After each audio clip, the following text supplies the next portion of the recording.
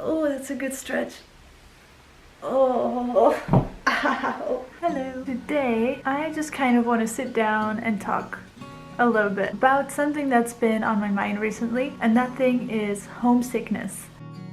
I don't know whether you live far away from home or not, but I'm pretty sure everyone, at least at one point in their life, has felt homesick. And me living far away from home, of course, I deal with it a lot, and I just want to talk about it. I remember when I was a little girl, I used to go to like summer camp, and they were only like 1 week long, and I remember one year being so homesick that they had to call my parents and they had to like come pick me up in the middle of the week because I just could not stop crying. I'm a sensitive child. I've always been very sensitive. However, I do feel like I've really learned very well how to deal with being homesick and how to deal with being far away from home. I remember feeling quite homesick when I first moved away to university, and that was only like half an hour away from my home, and I went home on the weekends.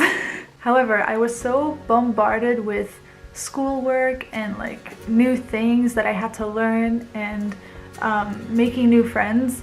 You know, there was so many new things going on in my life at that point that I kind of forgot to be homesick. Like, there was just no time to feel homesick. And then by the time that everything had sort of settled down in school and in my dorm room, I was kind of not homesick anymore. I was kind of used to living by myself. It was a similar experience when I moved to Japan for the first time.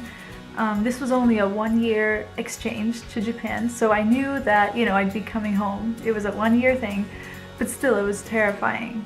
It was absolutely terrifying because I'm a family girl. I love my family and I never want to be apart from them. And so making the decision of going to Japan for a year was without a doubt the scariest thing I've ever done. But yeah, I did it. I went to Japan even though I was terrified. And going there, I fully expected to feel homesick. However, I didn't really feel homesick at all. It was strange, and when I think about it, I think there's like 2 main reasons why I didn't feel that homesick. Number 1 is I knew that it was going to be hard for me, so I purposely made myself busy. Just like at university, I was like, I'm just gonna go out there, I'm gonna leave my room every day and meet new people, and I'm gonna say yes to everything. And I was very conscious of like keeping busy and doing everything, just doing everything, every new experience. And luckily I was in a dorm where that was really easy because there were so many people and everybody wanted to get to know each other, and there was all these events, so that was lucky. It was a very, very eventful year. So again, there was not that much time to feel homesick. I am like the most introverted person you'll ever meet. Like, my friends from high school used to call me a hermit. I'm that person that when you ask me to like go somewhere with you, I'll probably just say no because I want to just stay home and do nothing. That's me. And I also have a ton of social anxiety. So the fact that I managed to be so social in Japan still baffles me.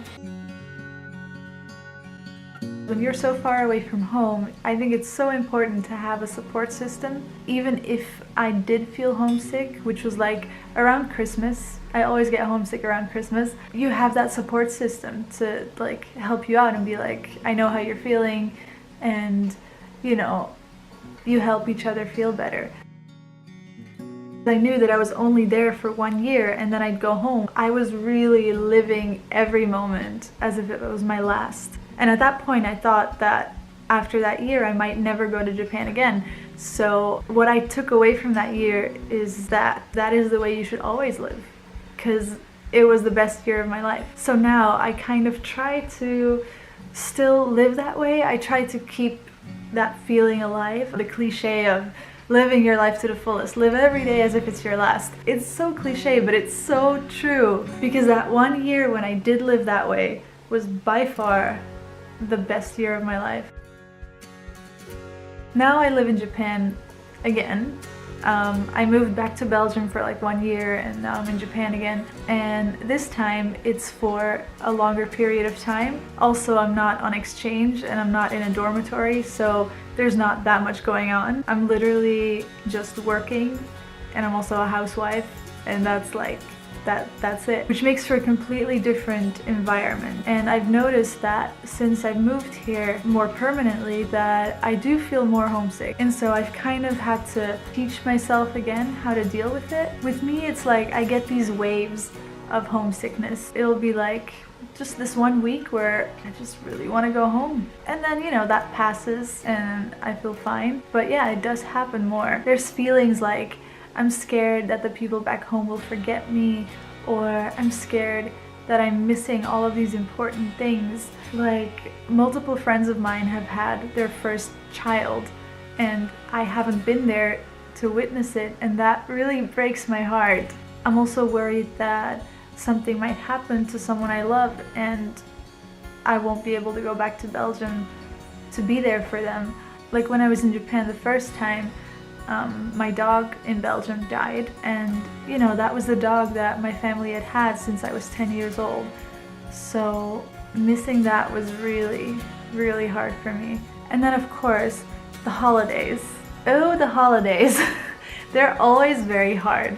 And I guess it's normal, like it's a time for family, especially my family. We're very, very close. I'm close to everybody in my family, and there's all of these events during the Christmas time that, you know, I'm missing, and so I guess it's normal that during that time it's always harder, hence why I'm making this video now. I don't want to make this a negative video or anything, it's just, I just wanted to talk about it. I don't feel that homesick anymore right at this point, because, you know, the holidays are over and it's like a new year and I'm all excited about the new year, so like I'm fine now. But I do want to mention some like things that help me when I feel homesick. I think the most important thing is to have a support system.